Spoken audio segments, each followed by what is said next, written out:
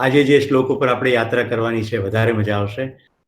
બધાને નમસ્કાર, પ્રણામ, જય હિન્દ એન્ડ જય શ્રી કૃષ્ણ.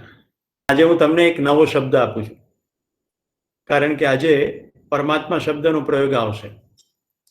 નવો શબ્દ છે હરિહર. આમાં બે હરિ અને હર. આપણા સામાન્ય રીતે ભાષાકીય પ્રયોગમાં હરિ એટલે વિષ્ણુ અથવા કૃષ્ણ માટે વપરાતો શબ્દ અને હર એટલે શિવજી માટે. અહીંયા હું એનું જરા જુદી રીતે અર્થઘટન કરું છું. હરિ એટલે આપણી મનની જે સ્થિતિ છે તે, અને પછી આખો દિવસ જે પણ કાર્યકલાપ કરીએ છીએ એ બધી ગતિ એટલે હર. મનની સ્થિતિની અંદર અસ્તિત્વ સહજ સચ્ચાઈ બેસી જાય તો આખો દિવસનું આપણું આચરણ છે એ યોગ્ય થાય. તો હરિહર એટલે બે જગ્યાએ કામ કરવાના, મનની ઉપર કામ કરવાનું અને આચરણ ઉપર પણ કામ કરવાનું. મન જે છે એ આપણા આચરણનો સોર્સ છે. મનમાં જેવા વિચારો આવશે તે પ્રમાણે જ આચરણ કરીશું, અને જેવું આચરણ કરીશું એને અનુરૂપ પાછા મનમાં વિચારો આવશે. તો જ્યારે હવે હું તમને હરિહર કહું ત્યારે તમારે બે જગ્યાએ ધ્યાન દેવાનું કે મનમાં શું ખેલ ચાલી રહ્યો છે અને બહાર શું ખેલ ચાલી રહ્યો છે. હરિ એટલે સ્થિતિ ને હર એટલે ગતિ. જેવી સ્થિતિ એવી જ ગતિ. આપણા વેબિનારના માધ્યમથી આપણે આપણી સ્થિતિની તપાસ કરીએ છીએ. હું અહીંયાથી જે પણ તમારી સામે રજૂઆત કરું છું એને અનુરૂપ તમે તપાસમાં કોઈ ચોક્કસ જગ્યાએ ધ્યાન આપો છો, અને પછી એ તપાસ કર્યા પછી બહારના આચરણના નો કનેક્શન મનની સ્થિતિ સાથે છે કે કેમ એ તપાસો છો. હવે તમારી મોજ, બહારના આચરણને અનુરૂપ મનમાં વિચાર છે કે કેમ તે તપાસ્યા પછી અનુરૂપતા રાખવી કે ના રાખવી એ તમારી મોજ છે. તો પાછલા એપિસોડની અંદર આપણે કાચબા વાળો શ્લોક જોયો હતો. શ્રીમદ ભગવદ્ ગીતા અધ્યાય નંબર 2 સાંખ્ય યોગ શ્લોક નંબર 58. જેમ કાચબો સર્વ અંગો સમેટી લે છે તેમ આ મનુષ્ય જ્યારે સર્વે ઇન્દ્રિયોને ઇન્દ્રિયોના વિષયોથી ખેંચી લે છે ત્યારે તેની બુદ્ધિ સ્થિર થાય છે. આ શ્લોક ઉપર 7 જણાએ પ્રશ્ન પૂછ્યો કે તમે કાચબાની વાત બહુ જલ્દી કરી નાખી એવું લાગ્યું, જરા વિગતે કહો. કોઈકે એમ કહ્યું કે કાચબો તો સંકોચી લે, આપણે થોડું કાન સંકોચાઈ જાય. તો આવા બધા પ્રશ્નોના સાર રૂપે મને એમ થયું કે આ શ્લોકને હું જરા વિવિધ રીતે સમજાવું. અહીંયા બહુ સુંદર રીતે કહ્યું છે કે ઇન્દ્રિયોને ઇન્દ્રિયોના વિષયથી ખેંચી લેવી. હવે આંખને ખેંચીને અંદર નહીં બંધ કરી, ફિટ થઈ જાય, પણ આંખ બંધ કરી શકાશે. એવી જ રીતે મૃગેશ અને મિનલના કાનમાં બીજા કોઈ અવાજ ના જાય એટલે એ લોકોએ પોતાના કાનમાં 2 પૂમડા ભરાયા છે. વાત આપણી એટલી જ હતી કે ઇન્દ્રિયોના વિષયથી ઇન્દ્રિયોને ખેંચવી, મતલબ કે ઇન્દ્રિયો તો જ્યાં છે ત્યાં શરીરમાં ફિટ જ છે, પણ એના એક્સપોઝર ક્યાં ક્યાં છે. વિષય એટલે એક્સપોઝર. હવે આંખની મદદથી તમે કેટલું જોઈ શકો? જો મારા ઘરની અંદર જે સુવિધાઓ છે એની હું તમને વાત કરું, પછી હું તમને એ પણ વાત કરું કે હું ઇન્દ્રિયોને ખેંચી કેવી રીતે શકું. મારા ઘરમાં ટેલિવિઝન છે, મારા ઘરમાં મોબાઈલ છે, લેપટોપ છે, એને સાથે એટેચ થાય એવી બધી હાર્ડ ડિસ્ક છે, એની અંદર ઘણો બધો ડાટા છે. મારા બગીચાની અંદર ફૂલો છે, કાચિંડા છે, પક્ષીઓ છે, ઝરમરતો વરસાદ છે. આવું બધું મારા ઘરની અંદર અને બહાર છે. હવે આંખની મદદથી તો બધું દેખાય. મારે નક્કી કરવાનું છે કે મારે જોવાનું શું છે, અને જે જોવાનું છે એ જોવાનું પ્રયોજન શું છે. તો મિત્રો, કાચિંડો જોવાથી પણ, અને બુલબુલ જોવાથી પણ, અને વરસાદમાં આવતા ગંધાતા જીવડા જોવાથી પણ એક સરખી પ્રસન્નતા થશે જો પ્રયોજન સમજાઈ જશે કે આ ખેલ શું ચાલી રહ્યો છે, આ લીલા શું ચાલી રહી છે, આ કયા નિયમસર બધું ચાલી રહ્યું છે. તો આ થયું ધ્યાન. આ ગયું તમારું ધ્યાન. તમે પ્રયોજનપૂર્વક જુઓ છો. હવે સમજો કે હું ટેલિવિઝન ઓન કરું અને હું એવું પ્રયોજન રાખું કે મારે ટેલિવિઝનની મદદથી કોમ્યુનિકેશન સ્કિલ શીખવી છે, તો હું ટેલિવિઝનની મદદથી કોમ્યુનિકેશન સ્કિલ શીખી શકું. પણ હું જો એવું પ્રયોજન રાખું કે ટેલિવિઝનની મદદથી મારે મારા મનનું રંજન કરવું છે, મનોરંજન કરવું છે, તો પૂરી की પૂરી ગઈ ભેંસ પાણી में. કારણ કે મનનું રંજન જો ટેલિવિઝન કરશે અને એની જો ટેવ પડી ગઈ તો ટેલિવિઝન બંધ એટલે મનનું રંજન બંધ. આ થઈ ગઈ ગુલામી. કેટલાને બત્તી થાય છે. હવે જો આ કાચબાની સાથે એનું શું લેવા દેવા?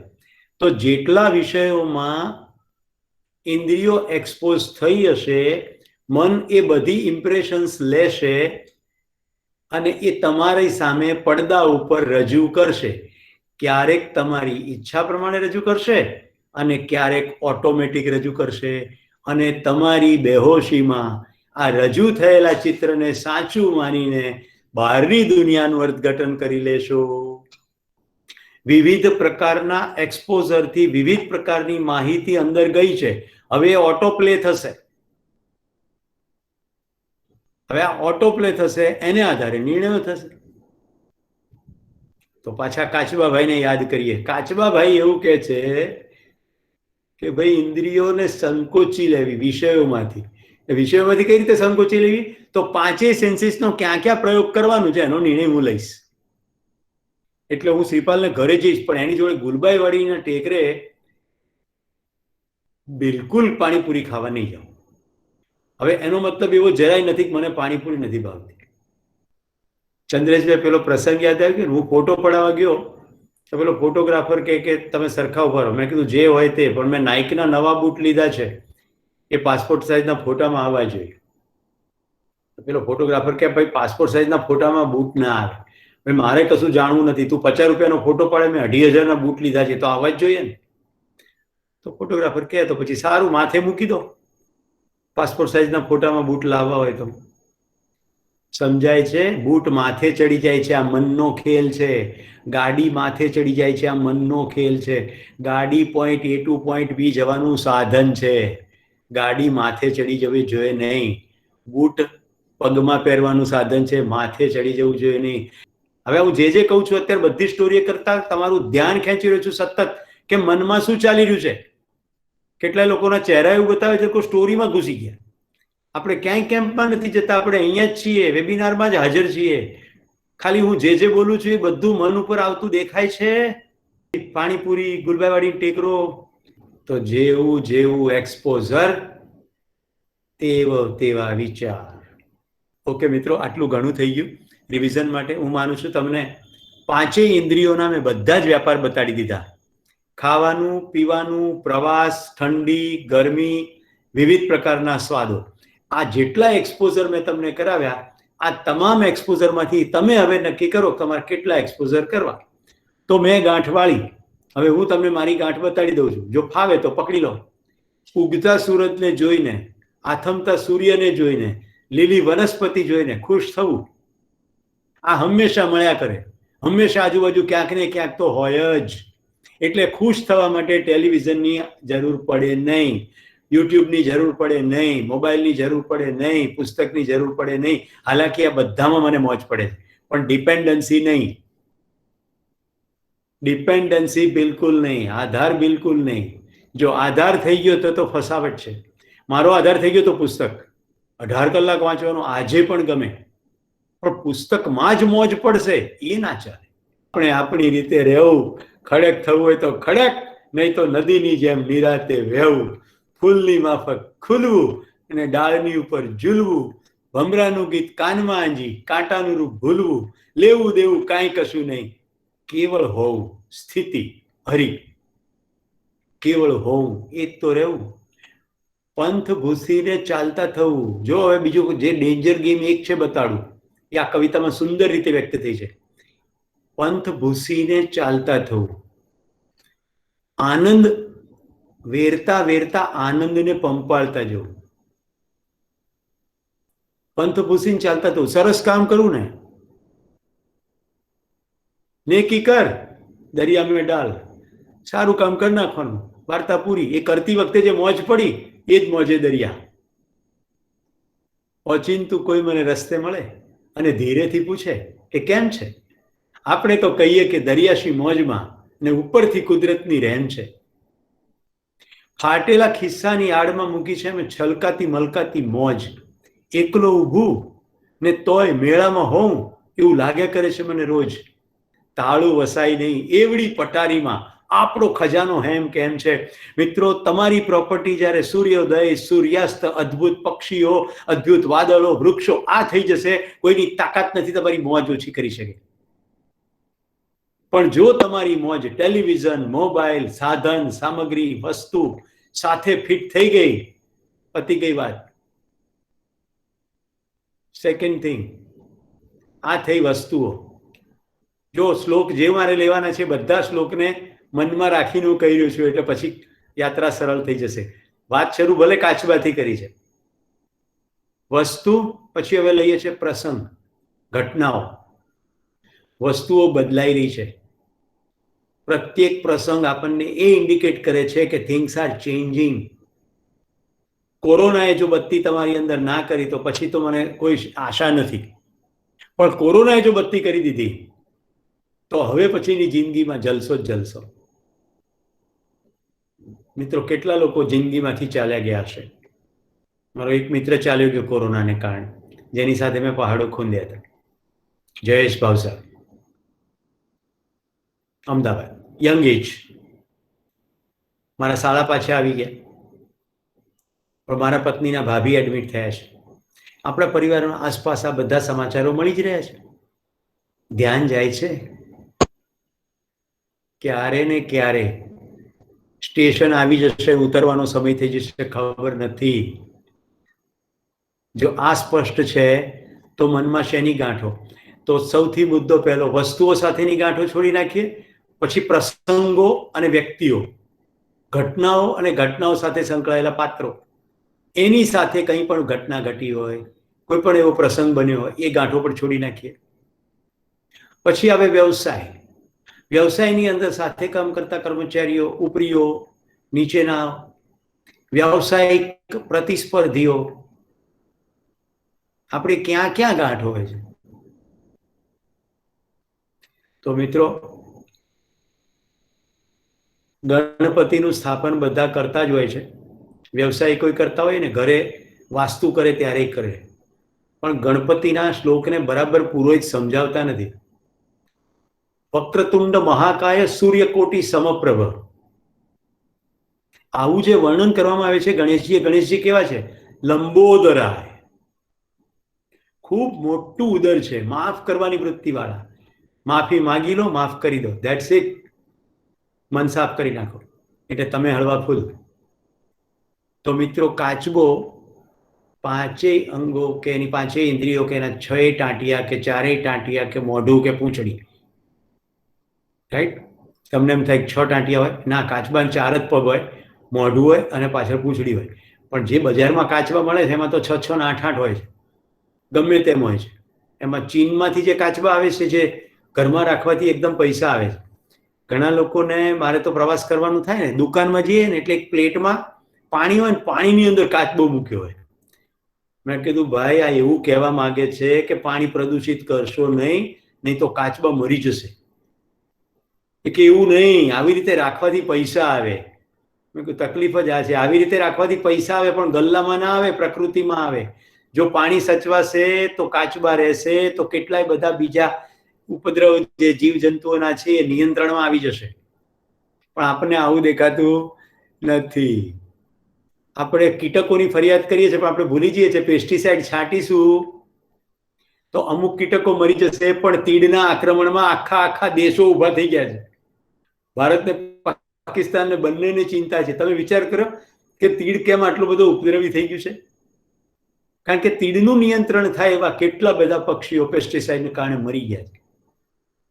ખાલી દૂધ વધુ મેળવવાને કારણે જે ભેંસને ગાયોને ઇન્જેક્શન આપવામાં આવે છે, એ મૃત શરીરને ગીધ ખાય એટલે ગીધ મરી જાય. એટલે ગીધની આખી પ્રજાતિઓ લુપ્ત થઈ ગઈ છે. પછી આપણે ભોગ બનવું જ પડે. આ બધું જ કનેક્શન છે આ રીતે અંદર. હવે તમને પરમાત્મા તત્વ સમજાય એની તૈયારી થઈ ગઈ. કાચબો ઇન્દ્રિયોને પોતાના વિષયોમાંથી સંકોચી રહે છે એમ કહ્યું તો એક્સપોઝર તમે નક્કી કરી શકશો. પાંચેય સેન્સીસની મદદથી એક જ સિમ્પલ હોમવર્ક, શું ગમે છે અને શું નથી ગમતું એનું લિસ્ટ બનાવી દો પાંચેય સેન્સીસમાં. અને પછી નક્કી કરો કે જે ગમે છે ને જે નથી ગમતું એની ગ્રીપ તમારી ઉપર કેટલી છે. જેમ કે આજે સાંજે મને નહીં ગમતું એવું દૂધીનું શાક બન્યું, પણ આજે મારા બહેન ઘરે આવે છે તો આજે સહેજ હાથ ફેર થઈ ગયો. આમ તો બંને જણાએ નણંદ ભોજાઈ સાથે જ શાક બનાવ્યું, અને મારા પત્ની એવું કીધું પણ ખરું કે મારી જેમ જ બનાવ્યું, પણ તો થોડોક તો ફરક પડી જાય ને. તો આજ શાક મને ભાવી ગયું. હવે ગ્રીપ જવી જોઈએ. તો શાક ભાવે કે ના ભાવે તમે મારી પત્ની સાથે પૂછી શકો કન્ફર્મ કરીને. ટીંડોરાનું શાક ભાવે નહીં, પણ બનાવે તો ખાઈ જરૂર લઉં. દૂધીનું શાક ભાવે નહીં, મોઢું બગાડું, કહું બી ખરો કે દૂધી તો કેવળ અને કેવળ મુઠિયા બનાવવા માટે, ઢેબરા બનાવવા માટે જ પેદા થઈ છે, શાક માટે દૂધી છે જ નહીં, પણ છતાંય બની જાય તો પછી ખાઈ લઉં. કમ્યુનિકેશન પણ કરું, પણ એનીથી પછી આગળ વાર્તા પૂરી. જમીન ઊભા થઈ ગયા એટલે વાર્તા પૂરી. એનો કોઈ અણગમો, ચીડ ના તો મારા વ્યક્તિત્વમાં રહે, ના બનાવનાર ઉપર રહે, ના ઘરમાં રહે, ના પ્રવૃત્તિ પર રહે. સાંખ્ય યોગ ચેપ્ટર 2 ભગવદ્ ગીતાનું 58મો શ્લોક. સર્વે ઇન્દ્રિયોને ઇન્દ્રિયોના વિષયોથી ખેંચી લેશે ત્યારે તેની બુદ્ધિ સ્થિર થાય છે. તસ્ય પ્રજ્ઞા પ્રતિષ્ઠિતા. સ્થિત પ્રજ્ઞાની વ્યાખ્યા કરી ચૂક્યો છું, પ્રજ્ઞાની વ્યાખ્યા કરી ચૂક્યો છું, પ્રયોજનપૂર્વક જ્ઞાન. હવે આગળ ચાલીએ. વિષયા વિનિવર્તન્તે નિરાહારસ્ય દેહિનઃ રસવર્જમ રસોપ્યસ્યમ પરમ દ્રષ્ટવા નિવર્તતે. નિરાહારી પ્રાણીના વિષયો તો નિવૃત્ત થાય છે, પણ એ વિષયો તરફનો તેનો રસ અથવા વાસના દૂર થતો નથી.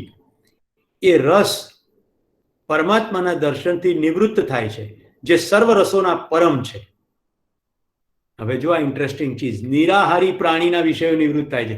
નિરાહારી પ્રાણી એટલે આપણે 11 આવી, સવારના પોરમાં આપણે નિરાહારી પ્રાણી થયા. આજે આહાર કરીશું નહીં, પછી ઘોષણા કરી આજે ફરાળમાં શું છે, તો નિરાહારી પ્રાણીના વિષય તો નિવૃત્ત થયો, એટલે રોટલી શાક તો નિવૃત્ત થઈ ગયા, પણ એ વિષય તરફનો રસ દૂર થયો નહીં.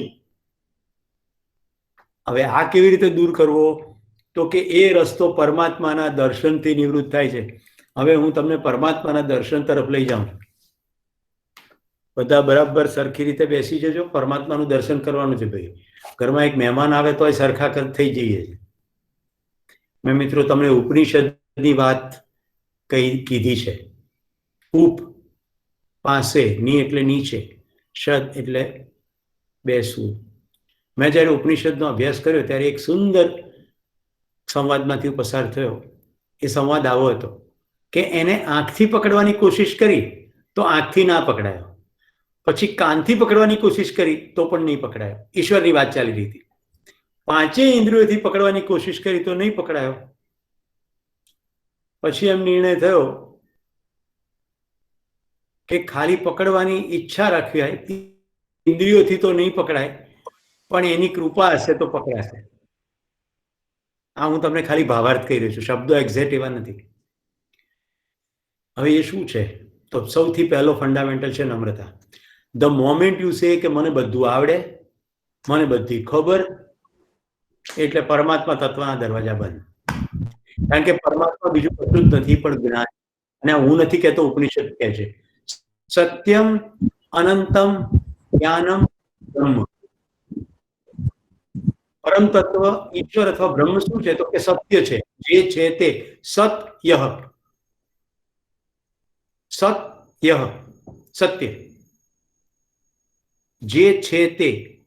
અનંત, હમણાં અમે બાજુમાં નહીં, અનંત, બધા જ રૂપોમાં. ઘાટ ઘડિયા પછી નામ રૂપ જૂજવા, અંતે તો હેમનું હેમ હોય. અખિલ બ્રહ્માંડમાં એક તું શ્રી હરિ, જૂજવે રૂપે અનંત ભાસે. વિવિધ રૂપો, અનંત. સત્યમ કયું? અનંત. જ્ઞાન, જ્ઞાન આપણે ગુજરાતીમાં કે જ્ઞાન, સંસ્કૃત અને હિન્દીમાં જ્ઞાન, જાણવું.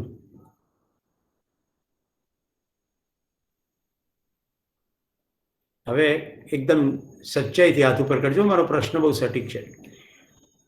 આ 74 એપિસોડ થયા, કેટલા લોકોને એપિસોડમાંથી પસાર થતી કોઈક વખતે એવો અનુભવ થયો છે અત્યંત પ્રસન્નતાનો, કોઈક અંદર ઉઘાડ થઈ ગયો, કોઈક અંદર સ્પષ્ટતા થઈ ગઈ, એકદમ દીવા જેવું દેખાવા માંડ્યું, એકદમ ખુશી ખુશી થઈ ગઈ, રોમાંચ થઈ ગઈ હોય, એવું થયું હોય એ લોકો હાથ ઉપર કરો. અત્યંત પ્રસન્નતાનો.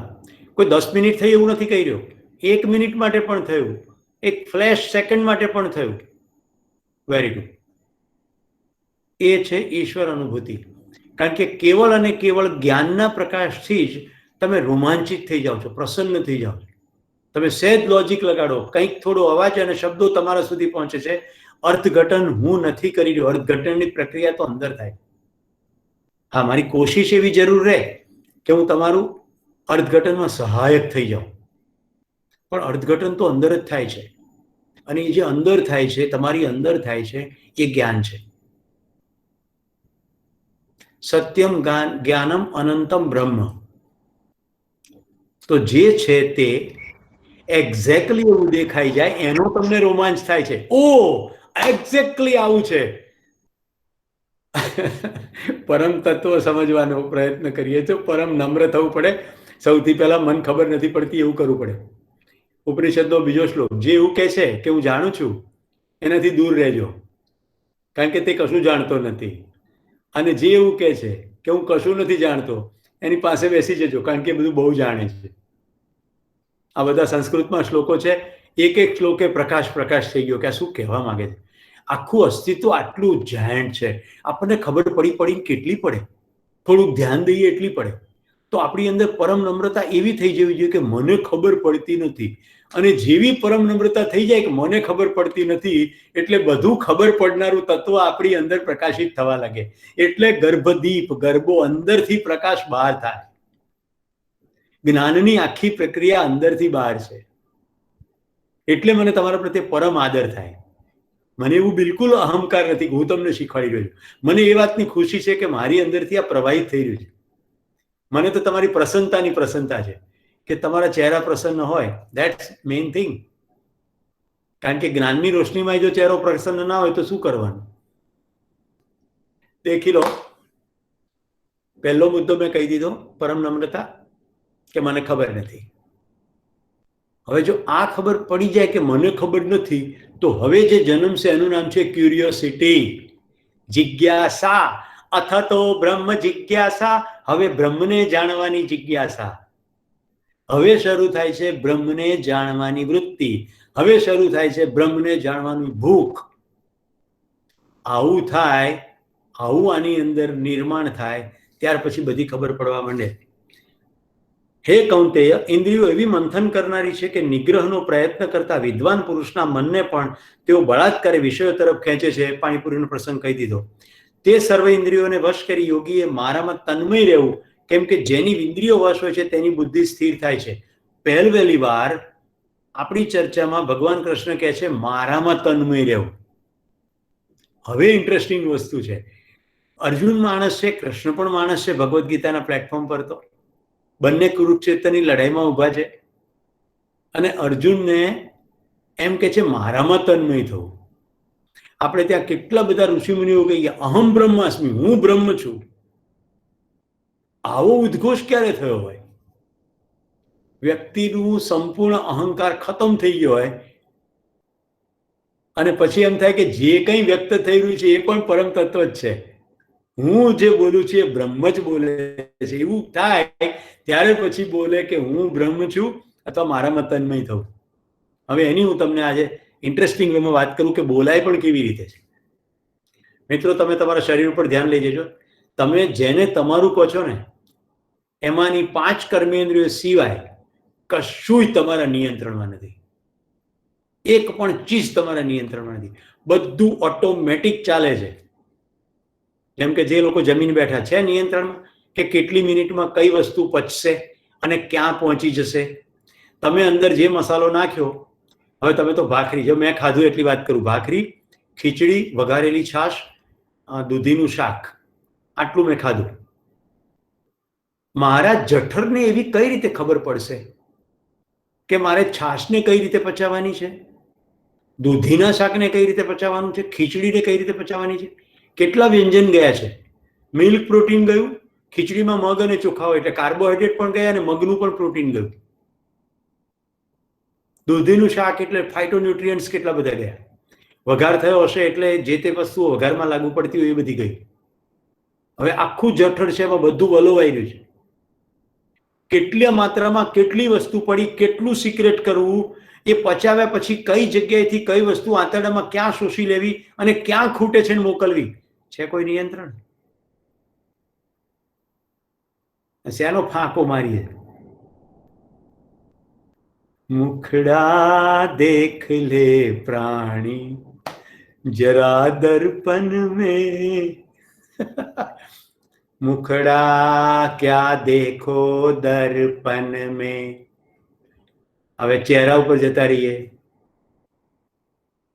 તમારો ચહેરો સુંદર હોય કે ન હોય, તમારું કોઈ જ નિયંત્રણ નથી.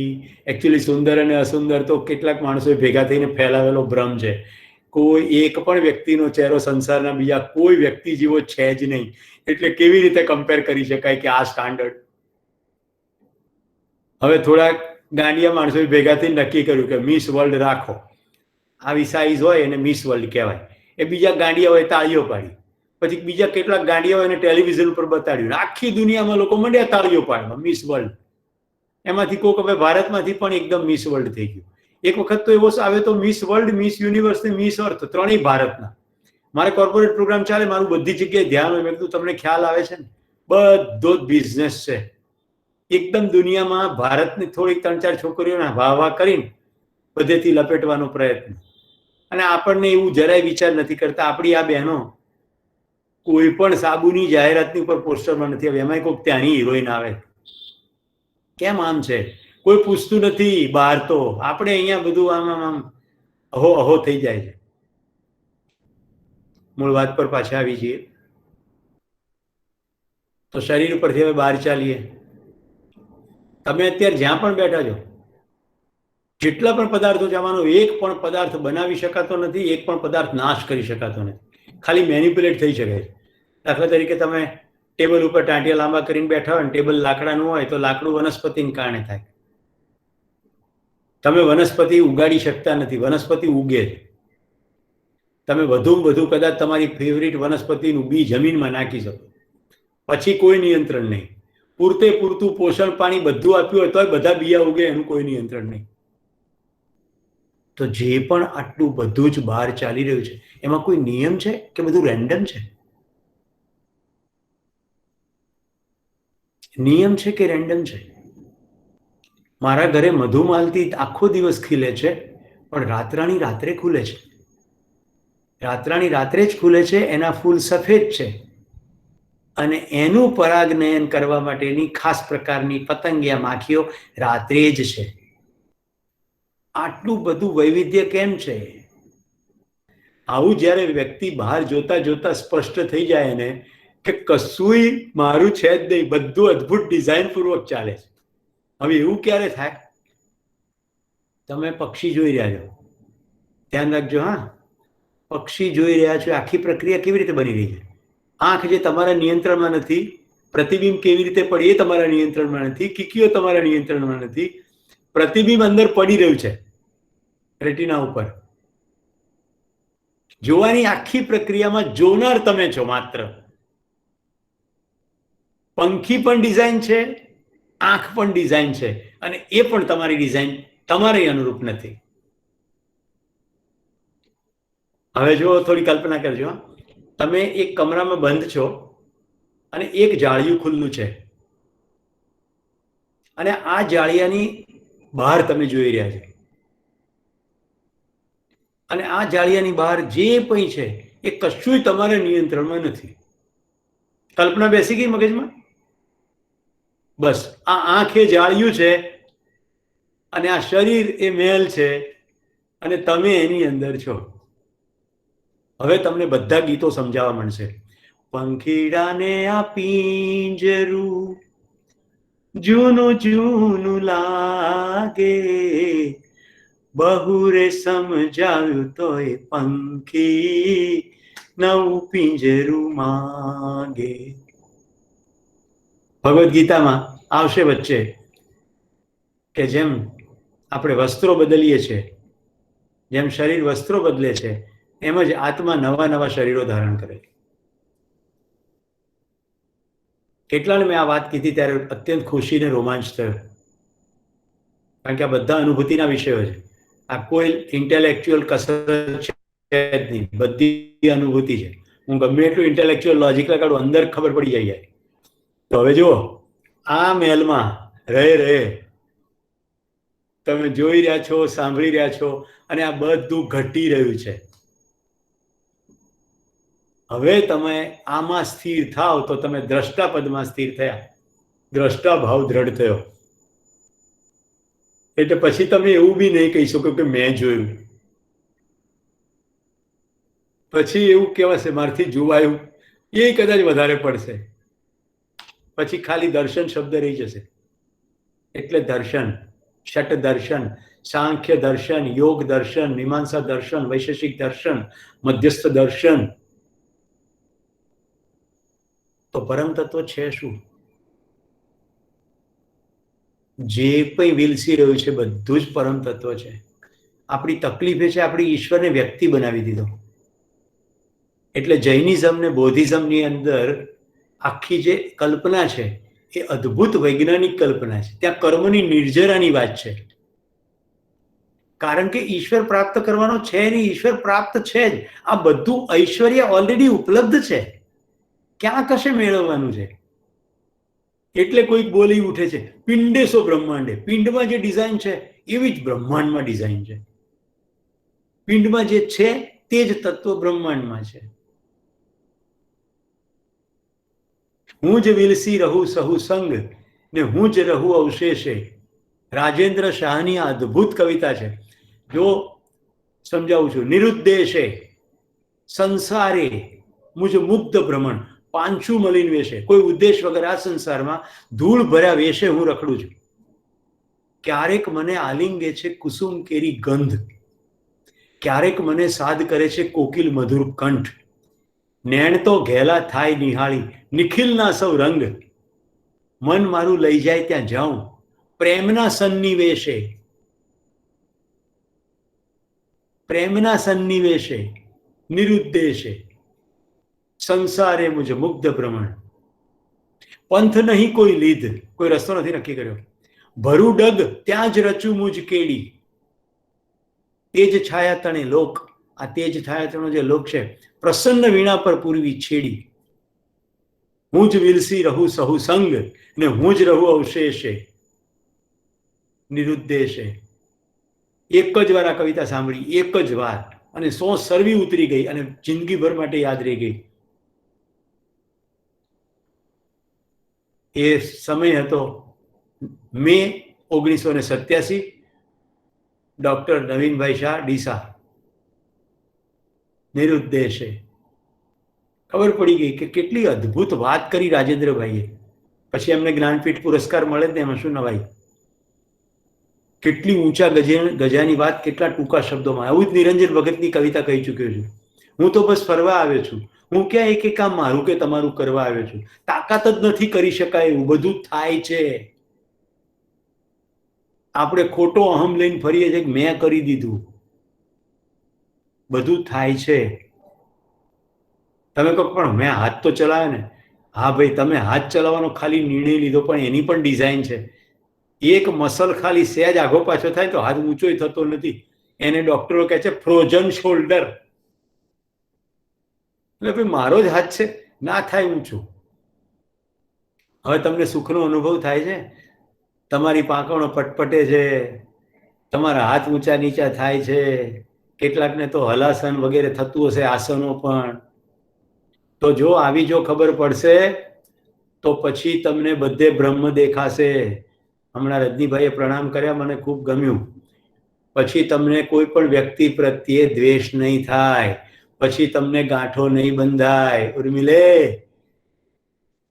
તમને પછી બધા લોકોમાં ભગવાનનો ભાવ થશે. એટલે હું કહું છું, જો માણસમાં ના દેખાયો તો પછી પથરામાં ક્યાંથી દેખાશે?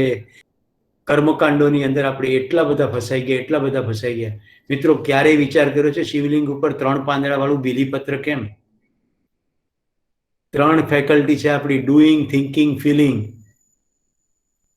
કાર્ય, વિચાર, ઉર્મી. આ ત્રણેય પૂર્ણ સમર્પિત હું કરું છું પરમ તત્વને. હું મારી 5 ઇન્દ્રિયોને સમર્પિત નથી, પરમ તત્વને સમર્પિત છું. આજે તમે બધાએ ભગવદ્ ગીતાનું પુસ્તક ક્યારેક ને ક્યારેક જોયું હશે તો તમે આવું ચિત્ર જોયું હશે. હવે એ ચિત્રની સાથે શબ્દો મૂકી દીધા છે અને એકદમ સિમ્પલ ગ્રાફિક કરી દઉં. જો 5 ઘોડા છે, 5 સેન્સીસ છે. મારું કર્સર જ્યાં છે દેખો, આ 5 સેન્સીસ છે, 5 ઘોડા. એની લગામ છે મન. બુદ્ધિ વડે મનની લગામ નિયંત્રિત કરે સેન્સીસને.